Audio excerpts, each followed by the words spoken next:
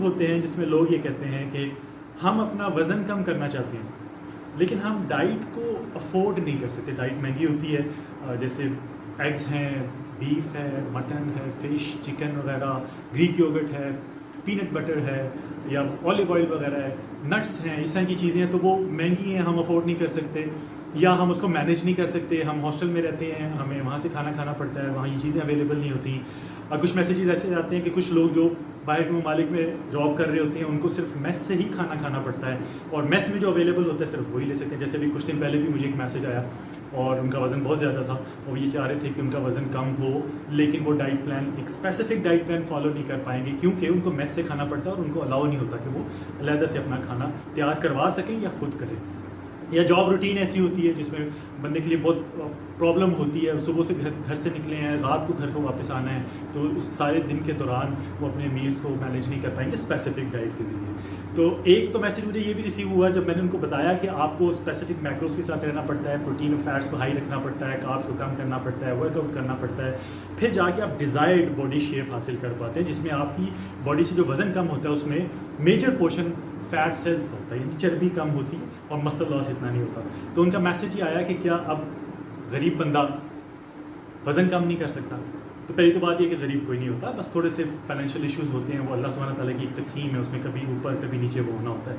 हाँ, अगर आप वक्ती तौर पे डाइट प्लान को अफोर्ड नहीं कर सकते तो उसके लिए और बहुत से तरीके हैं कि आप वज़न कम कर लेंगे। ऑब्वियसली वो जो वज़न कम होगा उसमें मसल लॉस भी होगा, लेकिन ये है कि अगर आप सही तरीके से उस पर अमल करें तो बहुत ज़्यादा चांसेस है कि मसल लॉस इंतहाई कम हो और चर्बी ज़्यादा घुले। तो इसी बेस पे आज की हमारी वीडियो, और मैं कोशिश करूँगा कि आप लोगों को एक तरीका बता सकूँ जिस तरीके से आपको वज़न आप कम कर लेंगे और उसमें जो मेजर पोर्शन होगा वो फैट सेल्स का ही होगा, लेकिन उसमें मसल लॉस होगा। लेकिन मसल लॉस कम से कम हो उसके लिए मैं आपको थोड़ी सी सप्लीमेंट्स भी बताऊँगा जो आपने बीच में ऐड करना है।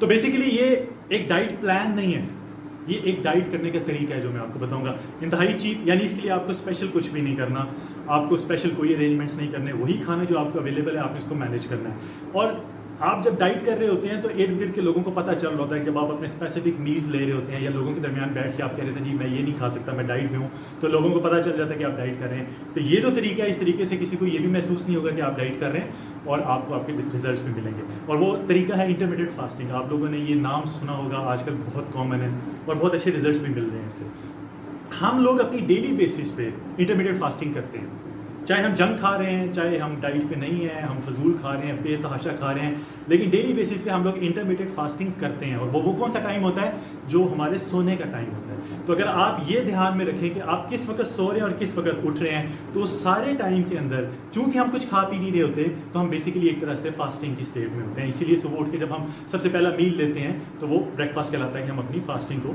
तोड़ रहे हैं। तो आप लोगों ने करना क्या है? बहुत सिंपल है। सबसे पहले आपने ये देखना है कि आप कितने घंटे की स्लीप ले रहे हैं। लेट्स से कि आप जो सोने का ड्यूरेशन है वो 7 घंटे का है, 8 घंटे का है और उस दौरान आप नहीं खा रहे, तो सबसे पहला स्टेप यहाँ बहुत इंपॉर्टेंट बात ये है कि जब बंदा वज़न कम करने लगता है और उसका दिल होता है कि मैं वज़न कम करूँ, तो उसको फौरी रिजल्ट चाहिए होते हैं। हम चाहते हैं कि हम आज डाइट शुरू करें और 1 हफ्ते के अंदर हमारा 10 किलो वज़न कम हो जाए और हमें फ़ौरन रिजल्ट्स मिलें।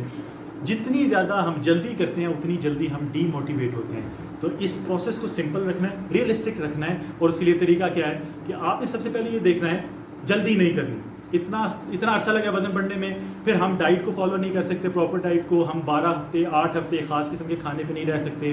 तो फिर इस टारगेट को 6 महीने पे, 8 महीने पे, साल पे डिवाइड करें, डिपेंडिंग ऑन कि आपने कितना वज़न कम करना है और आपकी बॉडी पे कितना ज़्यादा वज़न है चर्बी का। तो आप लेट से 8 घंटे की नींद लेते हैं, तो 8 घंटे आपका फास्टिंग हो गया।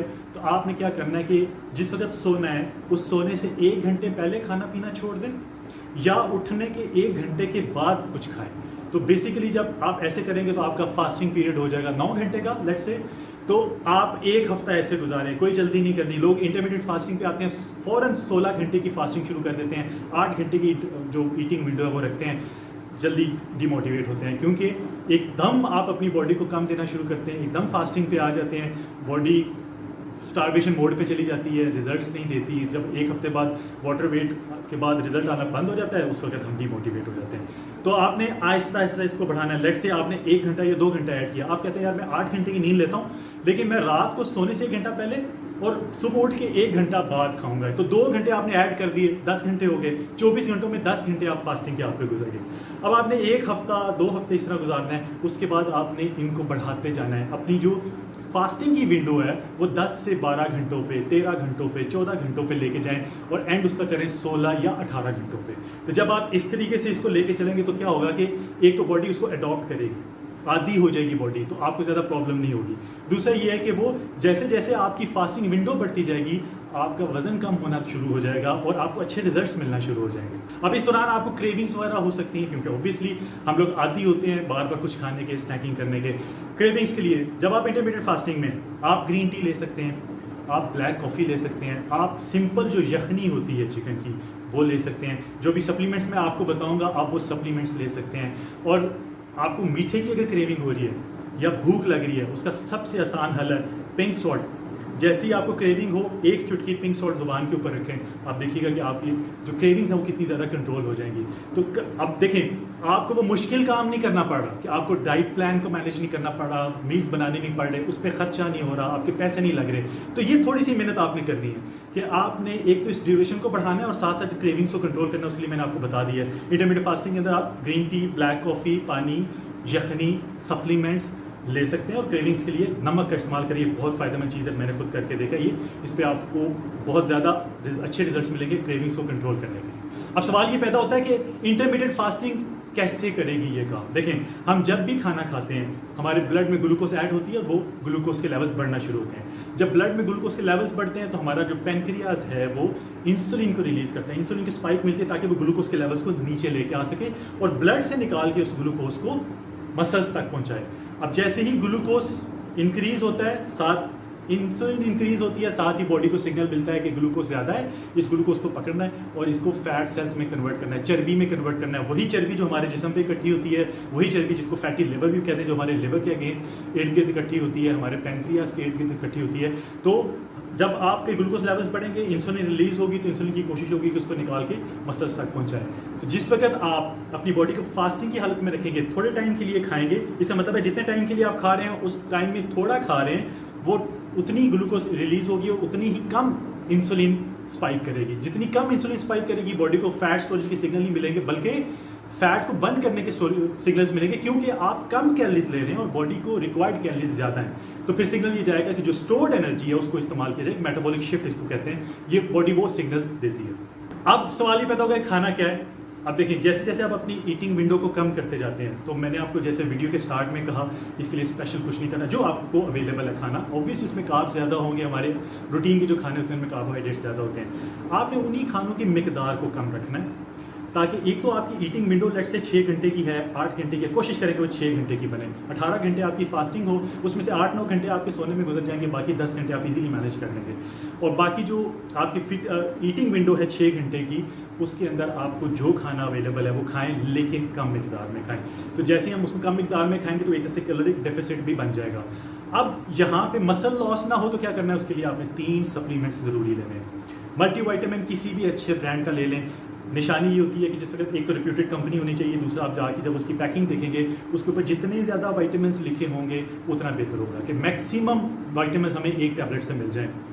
मल्टीविटामिन एक टैबलेट डेली आपने लेनी है, किसी भी अच्छे ब्रांड की ले सकते हैं। Omega 3 fish oil 1000 milligram daily आपको चाहिए, ये मैं डिस्क्रिप्शन में भी सारी चीज़ें लिख दूंगा, वो भी आपको डेली चाहिए। और विटामिन डी 5000 इंटरनेशनल यूनिट्स, ये डेली बेसिस पे चाहिए ताकि हमारी बॉडी को जो मिसिंग न्यूट्रिएंट्स और विटामिन हैं वो इजीली मिल जाए। अब ये मुख्तलिफ प्राइसेस में अवेलेबल हैं सप्लीमेंट, इसमें सस्ते सप्लीमेंट्स भी हैं, इसमें थोड़े से कॉस्टली भी हैं, डिपेंड करता है कि आप किसको अफोर्ड कर सकते हैं, उस हिसाब से इसको ले लें। ये एक एक्स्ट्रा खर्चा होगा आपका और कुछ नहीं होगा, लेकिन ये लेना इसलिए ज़रूरी है कि हमें डाइट में से वो न्यूट्रिएंट्स नहीं मिलेंगे और हम चाहते हैं कि हमें हमारी बॉडी के हार्मोन सही तरीके से काम करें ताकि हमारी बॉडी मेटाबॉलिक शिफ्ट सही तरह से ले सके और मसल लॉस कम से कम हो के मसल लॉस होगा लेकिन कम से कम हो, ज़्यादा उसमें से चर्बी ही जाए।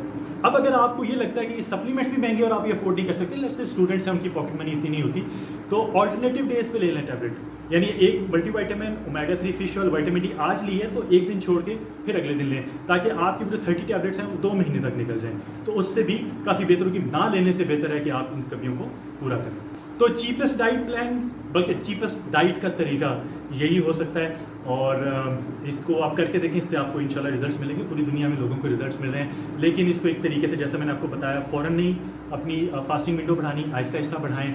इसको प्रोसेस को बिल्कुल सिंपल रखें। जहाँ रोज़ आप इस मोटापे से परेशान होते हैं, वहाँ आहिस्ता आहिस्ता भी ये वज़न कम हो जाए तो कोई इशू नहीं होना चाहिए। तो ये थी हमारी आज की वीडियो। मुझे उम्मीद है इस वीडियो से आपको फ़ायदा होगा, ये आपके लिए हेल्पफुल होगी। वो लोग जो डाइट को मैनेज नहीं कर पा रहे, अफोर्ड नहीं कर पा रहे, उनको डिज़ायर्ड रिजल्ट्स मिल जाएंगे।